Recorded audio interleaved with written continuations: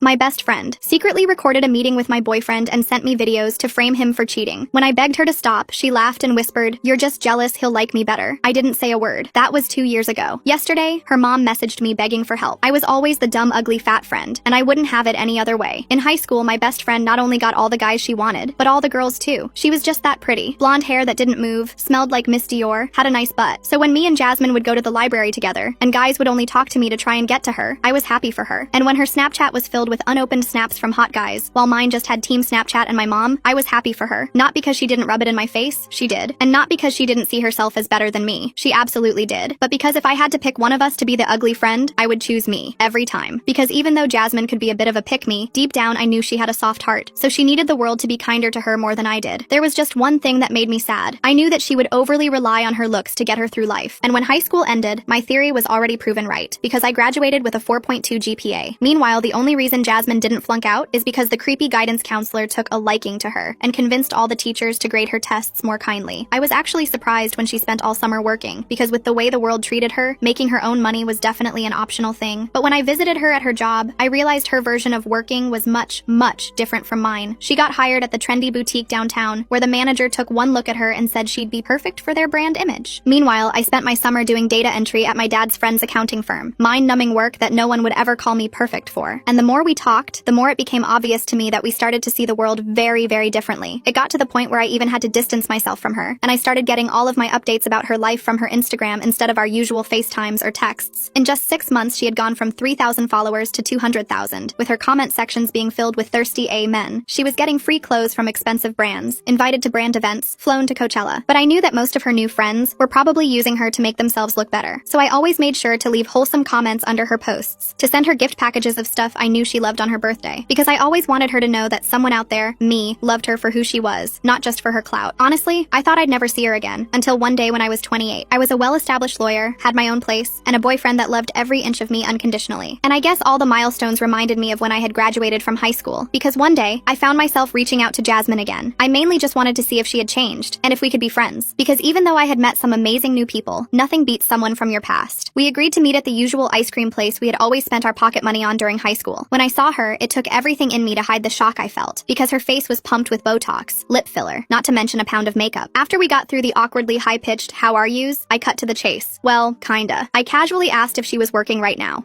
Well, you see, I was, but I just smiled, because I had an ace up my sleeve, and that ace was a job offer. I told her I was looking for a secretary, and I was willing to pay $65,000 a year, with benefits. What do I look like to you? An effing charity case? I stared at her blankly, and she threw her plastic-filled head back and cackled like it was the funniest thing known to mankind. It had been almost 10 years. There's no way she was still like this. I tried to give her the benefit of the doubt and continued. "Yeah, so you would have to start ASAP, but she interrupted. "Don't you know I'm an influencer?" She then took out her iPhone and showed me her page. She was gaining a new follower once every 4 months, and all her DMs were from 3 years ago. That's when I finally realized Jasmine wasn't some misunderstood pretty girl. She was the washed-up textbook definition of "I peaked in high school." I was about to walk away, but she stopped me. "Hey, don't be sad. With an A, that flat I would be a lawyer too." I tried to make a beeline to my car, but she literally ran in front of me and continued. "Hey, so when do I get to meet your boyfriend? Or are you scared he's gonna like me better?" "Jasmine," I interrupted, "you built your whole identity on being the hot girl. Now you're just expired goods that nobody wants. Now make like the sugar daddies that ghosted you and leave me alone." Finally, she froze in her tracks and left me alone. I didn't realize it yet, but my comments had stung Jasmine, and she wanted to use them to ruin everything I had ever worked for. 2 weeks passed, and I thought that was the end of it. I went back to my normal routine. Work was busy with a big merger case. My boyfriend Nathan and I were planning a weekend trip. Life was good. Then one morning, my phone started blowing up. Text after text from coworkers. My boss called me into his office before I even got to my desk. Someone had been posting screenshots all over social media. Fake conversations where I supposedly admitted to cheating on the bar exam, where I bragged about bribing professors in law school. They tagged my firm and our biggest clients. My hands were shaking as I scrolled through the posts. The account names were random, but I knew. This was Jasmine. HR scheduled an emergency meeting for that afternoon. I spent hours gathering old transcripts and emails to prove the screenshots were fake. My boss believed me, but said we needed to handle this carefully. The firm's reputation was on the line. That night, I noticed weird login attempts on my email, then my bank account. Someone was trying to get in using old passwords. Security questions about my first pet's name and my mother's maiden name. Information Jasmine would know from high school. I changed every password I had, added 2-factor authentication to everything, called my bank to put extra security on my accounts. Nathan helped me go through every online account I'd ever made. We stayed up until 3 a.m., making sure everything was locked down, but Jasmine wasn't done. A week later, my elderly neighbor, Mrs. Chen, knocked on my door. She mentioned my sweet friend who'd been visiting, described Jasmine perfectly, perfectly. Said she was so happy I had such caring friends who wanted to surprise me. My blood ran cold. Jasmine had been in my building, talking to my neighbors, learning my schedule. Mrs. Chen had told her everything when I left for work, when Nathan stayed over. Even mentioned I usually grabbed coffee at the place downstairs on Saturdays. I tried to explain, but Mrs. Chen just smiled and patted my hand. Said young people always had drama. The notes started showing up under my door the next day. Little pieces of paper with details only someone watching me would know. What I wore to work, what time I got home, mentions of the takeout I ordered. Nothing explicitly threatening, but the message was clear. She was watching. I installed a doorbell camera that weekend. Sure enough, caught her on video slipping a note under my door at 2 a.m. But when I tried to file a report, she claimed she was just visiting Mrs. Chen, had been invited for tea. The building didn't have rules against visiting residents. The security guard said his hands were tied. Then she got creative. Nathan started getting Instagram messages from a potential client. Some woman who needed a logo designed for her new wellness brand offered to pay double his usual rate. He almost ignored it, but the money was too good. They set up a meeting at a coffee shop downtown. I found out later she showed up in a tiny dress, kept touching his arm, leaning in close, recording everything on her phone hidden in her purse. Nathan shut it down immediately. Told her he wasn't interested and mentioned me. Left after 10 minutes. But that night I got videos from a blocked number. Edited clips that made it sound like Nathan was flirting back. His voice saying things like, "You look amazing," and "I'd love to see you again," cut together from different parts of their short conversation. In one clip I could hear Jasmine giggling in the background. That fake high-pitched laugh I'd heard at the ice cream shop. Nathan was furious when I showed him. We sat down and watched the full recording he'd made on his phone for his records. The edits were so obvious when you saw the real conversation, but if you only saw her version, it looked bad. We decided to handle this together. No police, no lawyers yet, just us against her. Maybe that was stupid, but I still remembered the girl who used to share her lunch with me when I forgot mine. The girl who held my hair back at parties. Some part of me hoped she'd stop on her own. I was wrong. The next attack came at my career. A formal complaint filed with the State Bar Association, anonymous of course, claiming I practiced law while hammered, that I'd been stealing from client trust accounts. Serious allegations that triggered an automatic investigation. I had to hire my own lawyer, spent thousands of dollars I'd been saving for a house down payment, submitted months of documentation, bank records, timesheets, everything to prove my innocence. My firm stood by me, but I could see the doubt in some people's eyes. While I dealt with that mess, Jasmine worked on our old high school friends, started a group chat about planning a reunion, slowly dropped hints about how I'd bullied her back then, how I'd stolen her boyfriend junior year. Complete lies, but told with just enough real details to seem believable. Some people remembered things differently, but others started posting about it. How they always thought I was jealous of her, how I probably still was. My phone lit up with messages from people I hadn't talked to in years, calling me a bully, saying they'd seen my true colors. I wanted to scream. She was rewriting history and some people were buying it. That's when I decided to fight back with the truth. I dug out my old yearbooks and photos, found a video from senior year where Jasmine was openly mocking my weight in front of everyone, another where she joked about my clothes being from Goodwill, posted them in the group chat without comment. The tide turned fast. Other people started sharing their own stories, how Jasmine had spread rumors about them, how she'd stolen boyfriends and turned friends against each other. Her lies unraveled as people compared notes. She left the group chat, but the damage to her story was done. But she had one more card to play. During a huge client presentation at my firm, she showed up, dressed professionally this time, told reception she had an appointment with me, an urgent legal matter. They called up to the conference room. I had to step out in the middle of presenting to a Fortune 500 company. She was in the lobby making a scene, claiming I owed her money, that I'd stolen thousands from her. Security tried to escort her out, but she got louder. My boss and several partners witnessed the whole thing. Even though they didn't believe her, I could see their patience wearing thin. After she finally left, my boss pulled me aside. He said he understood this wasn't my fault, but the firm had a reputation to protect. If this continued affecting our work, we'd need to have a different conversation. That night, I sat at my kitchen table surrounded by papers. Every note she'd left, screenshots of every fake post, recordings and videos, building my case. Nathan helped me organize everything chronologically. We created a timeline showing the escalation, from the ice cream shop to now. I started checking her social media more carefully. Her Instagram still showed the glamorous life, but I noticed things. The same outfits repeated in different posts. Fancy restaurant photos that were months old reposted as new. Designer items appearing on resale sites with her username. Then I found her car. Not from stalking, but because Mrs. Chen mentioned seeing her friend sleeping in a Honda Civic in the visitor parking. I checked and sure enough, there was Jasmine's car, stuffed with clothes and blankets. She'd been living in it, using our building's visitor spots to park overnight. The gym across the street had a deal where you could shower for a day pass. I saw her going in every morning with a bag. The girl who used to brag about her apartment in the trendy part of town was homeless. Part of me felt bad. Most of me was just tired. This had to end. But I knew it would get worse before it got better, and I was right. The Facebook message from Jasmine's mom came on a Tuesday afternoon while I was reviewing quarterly reports. My phone buzzed with the notification, and I almost deleted it without a second thought, assuming it was another fake account trying to sell me cryptocurrency or miracle weight loss supplements. But something about the profile picture made me pause. It was a real photo of Sandra Martinez, looking older than I remembered, but unmistakably her. The same warm eyes, the same gentle smile that used to greet me when I'd spend afternoons at their house in high school. I clicked through to her profile. Real photos going back years, family barbecues, holiday gatherings, birthday parties. Mutual friends from my hometown popped up like ghosts from the past. People I hadn't thought about in years, but who were apparently still connected in that strange Facebook way. My finger hovered hovered over the accept button for a moment before I clicked it. Her message was long and desperate, the kind that makes your stomach drop before you've even finished reading it. She hadn't heard from Jasmine in months, not since their last phone call that had ended in shouting and tears. During that call, Jasmine had claimed she was running a successful marketing agency, describing clients and campaigns with the kind of specific detail that made lies sound like truth. She'd painted a picture of a penthouse apartment with floor-to-ceiling windows overlooking the city, complete with a doorman and a private gym. She'd gushed about dating some tech entrepreneur named Marcus, who was about to sell his startup for millions. All elaborate lies her family had believed until her sister Angela stumbled across the eviction notice while doing research for a completely unrelated work project. Public record from 3 months ago, filed in municipal court, listing Jasmine Martinez as the defendant. I agreed to meet Sandra at a Starbucks near my office the following day. I arrived early, ordering a black coffee and finding a corner table where we could talk privately. Sandra walked in looking exhausted, as if she'd been carrying the weight of this situation for far too long. She'd aged 20 years since I'd last seen her at high school graduation, when she'd hugged me and told me to keep in touch with Jasmine in college. Her hair, once perfectly styled, was now streaked with gray and pulled back in a simple ponytail. The designer handbag she'd always carried had been replaced with a worn canvas tote. She sat down heavily and immediately pulled out her phone, her hands shaking slightly as she scrolled through screenshots. Jasmine had been asking everyone for money, each request carefully crafted for maximum emotional impact. Her cousin Carrie had given her $2,000 for an emergency medical procedure, complete with fake hospital bills and doctor's notes that Jasmine had somehow fabricated. Her aunt had paid $800 for car repairs on a vehicle that had already been repossessed 2 months earlier. An uncle had covered her phone bill for 6 months, believing she needed it for her thriving business. But the worst part, Sandra said with tears forming in her eyes, was what she'd done to her sister. Angela had a good heart, always had, and when Jasmine showed up at her door claiming she'd been wrongfully evicted, Angela didn't hesitate. She'd set up the guest room, bought extra groceries, even lent Jasmine professional clothes for job interviews that never seemed to happen. 2 weeks later, Angela came home early from a canceled meeting to find Jasmine going through her jewelry box. Her grandmother's pearl necklace was already in Jasmine's purse, along with several other pieces. Her credit cards had been maxed out on designer goods and cash advances. Jasmine had even tried to take out a personal loan in Angela's name, using information she'd stolen from tax documents in the home office. When confronted, Jasmine hadn't shown an ounce of remorse. Instead, she'd turned vicious, threatening to tell Angela's husband about an affair that never happened. She claimed she had proof, text messages, photos, even a video. All fake, of course, but Angela's marriage was already strained from work stress, and the threat was enough to terrify her. Angela kicked her out that night but was still dealing with the identity theft, spending hours on the phone with credit agencies and filing police reports that probably wouldn't go anywhere. Sandra asked if I knew where Jasmine was staying, her voice barely above a whisper. I told her about the car in my visitor parking, how I'd seen her there multiple times, sometimes in the early morning, sometimes late at night. Sandra started crying then, real tears that she didn't try to hide. She said they'd tried everything over the years. Interventions with the whole family present, therapy sessions that Jasmine would attend once or twice before declaring the therapist incompetent, even offering to pay for inpatient rehab, though Jasmine insisted she didn't have a substance problem, just a money problem, a respect problem, and everyone else was against her problem. I pulled out my laptop and showed her my documentation. The fake Instagram posts with my photos twisted into her narrative, the harassment that had escalated from annoying to frightening, the bar complaint that could have destroyed my career. Sandra's face went white as she scrolled through it all. She said this wasn't the first time, not even close. Jasmine had done this to 3 other friends who'd tried to help over the years, each situation following a disturbingly similar pattern. There was Amy from college, a sweet girl who'd been Jasmine's roommate freshman year. She'd gotten Jasmine a job at the marketing firm where she worked, vouching for her despite Jasmine having no real experience. Jasmine had lasted exactly 2 weeks before getting fired for stealing client information and trying to poach accounts for a non-existent competing agency. Then she'd spent months harassing Amy online, creating fake profiles to comment on Amy's work achievements with lies about her being a backstabber. She'd called Amy's new employer claiming Amy had stolen from their company, posted in alumni groups that Amy had sabotaged her career out of jealousy. Another friend, Danielle, had made the mistake of letting Jasmine plan her wedding. Jasmine had presented herself as an experienced event coordinator, showing a portfolio that was entirely stolen from real wedding planners' websites. She'd pocketed thousands in deposits from vendors, telling each one a different story about why the payments were delayed. When everything fell through a month before the wedding, Jasmine had blamed Danielle, posting everywhere that Danielle was a bridezilla who'd ruined their friendship over flower arrangements and seating charts. The wedding almost got canceled entirely because vendors were threatening to sue, and Danielle's future in-laws thought she was either incompetent or a scammer herself. The pattern was always the same, Sandra explained. Jasmine would seem desperate for help, posting just enough vulnerability to trigger people's compassion. Someone would reach out, remembering the fun, charismatic girl she used to be. She'd take advantage of every kindness, pushing boundaries until she'd extracted everything she could. Then, when called out, she'd burn everything down with such spectacular vindictiveness that most people just wanted to forget it ever happened. But this situation with me was the worst Sandra had seen. The most sustained attack, the most elaborate lies, the most potential for real damage. She gave me contact information for Amy and Danielle, along with another woman named Becca, who'd employed Jasmine briefly as a social media manager. All 3 women had agreed to talk if I needed them to testify or provide evidence. Then Sandra asked a favor that I could see pained her to voice. Would I consider not pressing charges if Jasmine got help? Real help this time, not the performative therapy sessions she'd attended before. I said I'd think about it, but we both knew the truth. Jasmine wouldn't accept help until she had absolutely no other choice, until every avenue for manipulation had been closed off. That night, I called Amy first. She answered on the second ring, and when I explained who I was and why I was calling, she let out a long sigh. "I've been waiting for this call for 2 years," she said. Her story was eerily similar to mine, but with professional consequences I'd barely avoided. The fake evidence Jasmine had created was sophisticated. Doctored emails, manipulated timestamps, even a voice recording that sounded like Amy admitting to embezzlement. Amy had lost her job and spent 4 months unemployed while trying to clear her name. She'd had to hire a digital forensics expert to prove the evidence was fake, draining her savings in the process. Danielle's story was somehow worse. The wedding chaos had nearly ended her marriage before it began. Her husband had started to doubt her judgment, wondering how she could have trusted someone so obviously unstable. They'd spent their honeymoon money on legal fees and vendor settlements. But the worst part was the social fallout. Jasmine had contacted every guest with stories about Danielle being a monster who'd destroyed their friendship. Some people believed it. Danielle had lost friendships that went back to childhood, all because she'd tried to help someone who seemed to be struggling. Both women had eventually gotten restraining orders, but Jasmine always found ways around them. New social media accounts would pop up like weeds. She'd recruit strangers online to be her flying monkeys, people who believed her victim narrative and would harass her targets on her behalf. She'd show up at places just outside the restricted distance, technically not violating the order but making her presence known. They'd given up and moved on, but both warned me she wouldn't stop until forced. I decided to file for a restraining order the next morning. Nathan helped me organize everything, creating a comprehensive timeline with supporting evidence for each incident. We printed every piece of digital harassment, made copies of the security videos, got written statements from Mrs. Chen about the unwanted visits. My boss, who'd been incredibly supportive throughout this ordeal, wrote a detailed letter about the disruption at work and the potential damage to our company's reputation. We even got the building security footage of her leaving notes, slipping them under my door at 3 a.m. like some kind of deranged fairy tale villain. The court date was set for 3 weeks out. Jasmine would be served with papers and have a chance to respond. I knew she'd show up. She couldn't resist a chance to play victim in front of an audience, especially one with legal authority. But she didn't wait for court to escalate things. 2 days after being served, she launched a sophisticated campaign that showed just how calculated her chaos could be. She started a GoFundMe with a masterfully crafted sob story. According to her version, she was a successful entrepreneur who'd been targeted by a jealous former friend trying to destroy her life. She claimed I'd hacked her social media accounts, stolen her business ideas, and was now using the legal system to silence her. She posted old photos from her influencer days as recent, making it look like she was still living that lifestyle. Said she needed money for a lawyer to fight the false allegations and to rebuild her business that I'd supposedly destroyed. The page was full of lies, but crafted with the skill of someone who'd been manipulating reality for years. She mixed in just enough truth. Yes, we'd been friends. Yes, I was a lawyer, to seem credible to strangers. She raised $300 in the first day, but I had learned from the best, her. I contacted GoFundMe with my documentation, showing the restraining order paperwork and evidence of harassment. They investigated quickly and took down the page within 48 hours, but new fundraisers kept popping up on different platforms, each with slightly different details to avoid detection. Then she targeted Nathan's business directly with a coordinated attack. She left reviews on every possible site, Google, Yelp, industry-specific platforms I didn't even know existed. Each review was slightly different, but told the same basic lie, that he'd scammed her, taken a large deposit for design work, and never delivered. Some reviews claimed he'd been unprofessional during their meeting. Others said he'd made inappropriate comments. One particularly creative review alleged he'd stolen her design ideas and sold them to competitors. All 1-star ratings, all posted within a 48-hour period, creating an avalanche of negativity that pushed his legitimate reviews down. Nathan spent entire days disputing each one, providing evidence that she'd never actually hired him, that their meeting had lasted 10 minutes, that no money had ever changed hands. Some sites removed the reviews after investigating, but others didn't have robust verification systems. His overall rating dropped from 4.9 stars to 3.2. Real clients started asking questions. One potential client canceled a meeting, explicitly citing the reviews as the reason. I wanted to confront her, to scream at her about the damage she was causing to innocent people, but my lawyer was firm. No contact whatsoever. Document everything but don't engage. Let the legal system handle it. So I bit my tongue until it bled and kept building my case. A week before court, things got weird in a way that showed just how creative Jasmine could be in her harassment. I started getting food deliveries I didn't order. Pizza at midnight when I was trying to sleep. Chinese food at 6 a.m. when I was getting ready for work. Always from different restaurants. Always with instructions that it was prepaid as a gift from Jessica. The delivery drivers were understandably annoyed when I refused to accept the food, some getting aggressive when I tried to explain it was harassment. One driver got particularly angry, insisting I was trying to scam free food since the order notes said it was already paid for. Then service people started showing up. Plumbers claiming I had an emergency leak that was flooding the apartment below. Electricians saying I'd reported sparking outlets that could cause a fire. Appliance repair people insisting my refrigerator was leaking coolant. All fake calls from burner phones. All using slightly different versions of my name and apartment number. All disrupting my work from home days and making me look unstable to my neighbors. The building manager, who'd been patient at first, was getting increasingly frustrated. He threatened to fine me for the false alarms and mentioned that repeated disruptions could be grounds for lease termination. She was trying to get me evicted through sheer persistence. Death by 1,000 cuts. Make my life so chaotic chaotic, so exhausting, that I'd drop the restraining order just for peace. Nathan started staying over more to help deal with the chaos. We developed a system, taking shifts working while the other handled whatever disaster showed up at the door. I was exhausted, running on 3 hours of sleep most nights, but I was also more determined than ever. She'd picked the wrong person to mess with. 3 days before court, I was reviewing my files when I noticed something that made everything click into place. In one of her fake GoFundMe pages, she'd posted a sob story about losing her apartment because of my harassment campaign, but the dates didn't match up. According to her story, I'd gotten her evicted last month, but I'd found the actual eviction notice online, and she'd been evicted 3 months before we'd even met at the ice cream shop. I dug deeper into public records, spending hours on courthouse websites and legal databases, found court records that painted a picture of financial destruction going back years. She'd been evicted for non-payment, owing 6 months of rent plus late fees and legal costs. The landlord had sued and won a judgment for over $8,000. She'd never paid a penny of it. There were other cases too, credit card companies seeking judgments for maxed out cards, a car loan default that resulted in repossession, even a judgment from a former roommate for unpaid utilities and damaged property. Jasmine wasn't just broke. She was drowning in debt that went back to her influencer days. The lifestyle she'd portrayed had been funded entirely by credit cards and personal loans, a house of cards that had collapsed years ago. When that dried up, she'd turned to friends and family, burning through relationships like they were renewable resources. When they finally cut her off, she'd gotten desperate enough to target acquaintances, former friends, anyone who showed a hint of sympathy. I wasn't special. I was just the latest target, chosen because I had the most to lose and had shown kindness at a vulnerable moment. Court day arrived gray and drizzly, matching my mood perfectly. I wore my best suit, the one I saved for important client presentations, wanting to project professionalism and credibility. Nathan came for moral support, along with my boss who'd volunteered to testify about the work disruption. My lawyer, a sharp woman named Patricia, who specialized in harassment cases, said we had one of the strongest cases she'd seen. The evidence was overwhelming and meticulously documented. Jasmine showed up 20 minutes late, looking like she'd slept in her car, which she probably had. Her hair was unwashed and tangled, pulled back in a messy bun that looked nothing like the carefully styled updos from her Instagram days. Her clothes were wrinkled, a cheap polyester blazer over jeans that had seen better days. No makeup, no jewelry, no trace of the polished image she'd tried so hard to maintain. She was representing herself, either unable to afford a lawyer or unable to find one willing to take her case. The judge was a no-nonsense woman named Judge Chen, no relation to my neighbor, but the coincidence made me smile despite my nerves. She reviewed the evidence methodically, occasionally asking for clarification, but mostly letting the documentation speak for itself. The fake posts, the security videos, the notes, the bar complaint, the business reviews, the service calls, each piece building a clear picture of escalating harassment. When it was Jasmine's turn, she stood up shakily, gripping the table for support. She started rambling about how we'd been best friends since freshman year, how I'd abandoned her when she needed me most. Her voice grew stronger as she warmed to her theme, describing how I'd always been jealous of her success, how I'd wanted what she had. She pulled out a folder of printed screenshots from her old Instagram, trying to show the judge how famous she'd been, how many followers she'd had, how I was trying to steal her life and her identity. The judge cut her off with a raised hand, asked for specific evidence of harassment from me. Jasmine fumbled through her papers, finally pulling out screenshots of our text conversation from the ice cream shop. She pointed triumphantly to where I'd called her expired goods, saying this proved I was the aggressor, that I'd been cruel and abusive from the start. My lawyer calmly pointed out that this comment came after Jasmine had insulted my appearance, called me pathetic, and threatened my relationship. That mean words in response to harassment weren't illegal, especially in a private conversation where I was defending myself. The judge agreed, noting that the text showed I'd tried to end the conversation multiple times while Jasmine continued to escalate. Jasmine got more frantic then, her carefully constructed victim narrative crumbling. She started yelling about how I owed her, how she'd made me popular in high school when no one else would talk to me, how I wouldn't be successful without her influence, her guidance, her friendship, how real friends share everything and I was selfish for not helping her when she'd given me so much. The entitlement in her voice was staggering, as if my entire life was somehow owed to her because she'd been nice to me as a teenager. The judge had heard enough. She granted the restraining order with conditions that were stricter than I'd hoped for. 2 years of absolutely no contact, including no third-party contact. She had to stay 500 feet away from my home and workplace. No social media contact or posts about me, even indirect ones. Any violation would result in immediate criminal charges. The judge's voice was firm as she explained that harassment was a serious crime and that the evidence showed a clear pattern of escalating behavior that posed a genuine threat. Jasmine lost it completely. She screamed that I was ruining her life, that I'd regret this, that she'd make sure everyone knew what kind of person I really was. Security guards moved toward her, but she wasn't done. She turned to me directly, her face contorted with rage, and yelled that I owed her half of everything I had, that she'd made me who I was, that ugly girls like me should be grateful for friends like her, that I was nothing without her influence. The judge added a criminal harassment charge right there in the courtroom, her face stern. She ordered Jasmine to undergo a comprehensive mental health evaluation and set a criminal court date for the following month. Jasmine was still screaming as security escorted her out, something about deserving better and how the world was against her, how everyone would see the truth eventually. My hands were shaking as we left the courthouse. Nathan held me close while my boss said I'd handled everything with grace and professionalism. My lawyer said the criminal charges would likely result in probation and mandatory therapy, possibly anger management classes as well. Maybe this would finally get Jasmine the help she clearly needed. The next few weeks were blissfully quiet. No fake deliveries, no service calls, no notes under my door. I could finally breathe without wondering what chaos would come next. Work went back to normal, and I threw myself into my projects with renewed energy. My boss mentioned he was impressed by how I'd handled the situation, maintaining professionalism despite the personal stress. He even hinted at a promotion coming up, saying the company valued employees who could handle challenges with such maturity. Nathan's business recovered once the fake reviews were removed, and his real clients rallied to post positive reviews in response. He even got a new client who'd been impressed by his professional response to the situation, saying it showed integrity. We started looking at apartments together, ready to build a future without the shadow of Jasmine's chaos hanging over us. I heard updates through Sandra, who texted me occasionally. Jasmine had been convicted of harassment and cyberstalking. The judge gave her 2 years probation with strict conditions, mandatory therapy twice a week, anger management classes, and community service. She also had to pay restitution for my legal fees, though Sandra admitted she didn't know how Jasmine would manage that given her financial situation. She was living with her parents in their basement, working at a department store in the mall where we used to hang out as teenagers. It was the first real job she'd had in years. Sandra said the therapy seemed to be helping, slowly. Jasmine was finally admitting to some of her behavior, though she still had a long way to go in terms of taking full responsibility. The therapist was working on her narcissistic tendencies and her inability to maintain healthy relationships. She'd even written apology letters to Amy and Danielle as part of her therapy, though her therapist advised against sending them yet. She needed to be further along in treatment before attempting to make amends. I asked if she'd written one to me. Sandra said yes, but she understood if I never wanted to see it. The therapist had Jasmine write letters to all the people she'd hurt, not necessarily to send, but as an exercise in acknowledging the damage she'd caused. I said maybe someday I'd be ready to read it. Not now, probably not for a long time, but maybe eventually when more time had passed and the wounds weren't so fresh. 6 months later, I was packing up my apartment for the move to the condo Nathan and I had bought together. It was in a different neighborhood, a fresh start away from all the memories and associations. As I wrapped picture frames in bubble wrap, I found an old photo of me and Jasmine from sophomore year. We were at the beach during spring break, sunburned and laughing, arms around each other like the best friends we thought we'd always be, before the followers and the filters, before she decided that image was more important than authenticity, that being pretty and popular was worth any cost. I almost threw it away but decided to keep it. Not out of nostalgia, but as a reminder of how people can change, how friendship can become toxic, how success isn't about what others think of you, but who you choose to be when no one's watching. Mrs. Chen helped us move, bringing homemade cookies and fussing over how we were packing the fragile items. She said she missed having young people around, that the building had been too quiet lately. I asked if she'd seen Jasmine recently. She said no, that friend had stopped visiting months ago, right after the restraining order was granted. Then she patted my hand with her soft, wrinkled one, and said sometimes people need to fall all the way down before they can learn to stand on their own. That helping someone who refuses to help themselves isn't kindness, it's enabling. The last update I heard, Jasmine was still in therapy and working retail. Her Instagram had been deleted as part of her probation. Her family said she was making progress, but it was slow, taking it one day at a time. She'd had setbacks, moments where the old patterns tried to resurface, but the structure of probation and mandatory therapy was keeping her accountable. I hoped it was true. Despite everything she'd put me through, I wanted her to find peace, to become a person who could have genuine relationships without exploitation. But I also knew my peace came from walking away, from refusing to enable her delusions or accept her abuse, from choosing my own worth over her need to tear others down to build herself up, from recognizing that friendship shouldn't come with a price tag, emotional or otherwise. Some friendships are meant to last forever, growing and evolving as we do. Others teach us valuable lessons about boundaries, self-respect, and the difference between helping and enabling. Jasmine taught me both lessons, first as the friend who accepted me when no one else would, then as the cautionary tale of what happens when image becomes more important than integrity. And for that education, in a strange and painful way, I was grateful. Life settled into a new normal after that. Nathan and I got comfortable in our condo. Work was going great. I even got that promotion my boss had hinted at, senior associate with a corner office and everything. The raise meant we could finally start saving for a real vacation, not just weekend trips to nearby cities. But you know how life is. Just when you think the drama is over, it finds a way back. It started small. A friend request on LinkedIn from someone named J.